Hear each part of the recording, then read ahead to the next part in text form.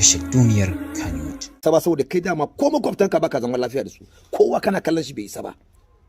Makwabtanka in za su fito a media su yi magana za su ce baka zama lafiya da su domin ka raina kowa, saboda kana ganin kai ka ba saraki. Yau sarkin mawaka wani sarauta ne? Akwai sarkin na Daudu ma, akwai sarkin Karo shi ma ya zo kuri wannan sarki, kowa akwai sarkin shi, sarkin gari, sarkin tasha, ba wanda babu. Amma ka dauki kanka kafi sarkin gari ma, kana dukan kanka kai ana sarkin mawaka, kana ganin kanka kai sarkin duk duniya ne, kowa ma kafi karfin shi, kana magana kana girman kai, kana daga kai. Kai ka saya kai film din ka fito mana kai inda film din ka zai ansu, yanda tunda yanzu ka fara acting kana so ka ansu, kana so a taimake ka zama star a cikin film. Kai star ne a waka amma ba star ne a film ba. Ka fito a film in dan kai ne mutane ba za su kalli film din ba, saboda a cikin film din ma kana yi kana wani ka zuba agogo kana karya kana nuna masu isa a cikin film din. Why kai who are you by the way, to kana nuna masu takama, za gwada ma yan kallon takama ne, ka gwada masu kai ka isa ka shege ne.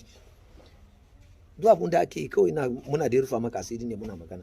Amma dan yarinya ta zo ta fita daga film ka, wannan kada ya zama ka zama hauka saboda gwamnati maybe sun daina baka kudin da kana yin talla, kana gani yarinya nan ta cuce ka, ta fita film. Ita ce film din kowa sani, da ku cire ta film din ya mutu, waye zai bi kuma ya kalla?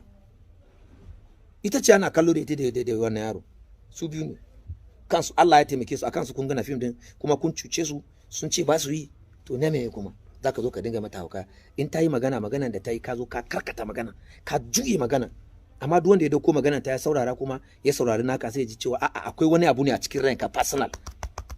Duk mai hankali fa personal kake so ka juya mata magana. Bata zagi almajirai ba, ka ce ka nuna tana zagi almajirai. What's wrong with you?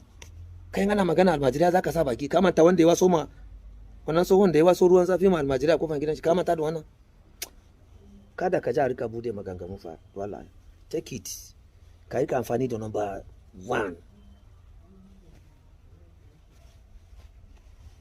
Shin kana bukata a shirya maka talla hajarka ko kamfaninka, kasuwancinka cikin matakai inganci da jan hankali kamar haka? Shararriyar makaranta ce ta koyon girke-girke kala-kala, hada da abincin kasashen waje da ma namu na gida, kashi da kayan ciki, kai har ma da tuntukwashi. Kamfani ne da yake harkokinsa a yanar gizo. Za ku iya tuntuɓar jami'in gabatar muku da wannan talla ta wannan lamba domin a shirya muku talla cikin inganci da kwarewa. 081 081 8